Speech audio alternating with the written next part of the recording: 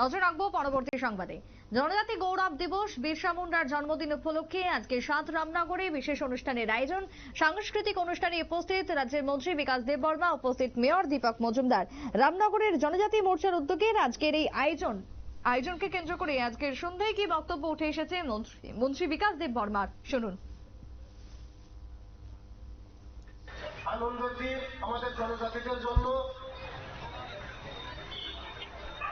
বিগত দিনের যে সরকার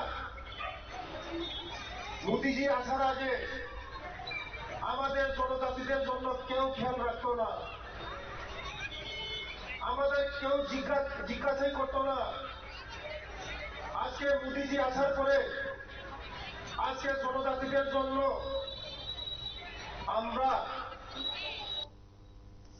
মন্ত্রী বিকাশ দেববর্মার বক্তব্য আপনারা শুনলেন। জনজাতিদের উন্নয়ন, জনজাতিদের ক্ষেত্রে এগিয়ে নিয়ে যাওয়ার জন্য বর্তমানে বিজেপি সরকার যে কাজকর্ম করছে সেটা বিগত দিনে কখনোই হয়নি। আজকের রামনগরের অনুষ্ঠানে উপস্থিত হয়ে এমনটাই প্রতিক্রিয়া দিলেন মন্ত্রী বিকাশ দেববর্মা। ছোট্ট বিরতির পর ফিরছি, সঙ্গে থাকুন।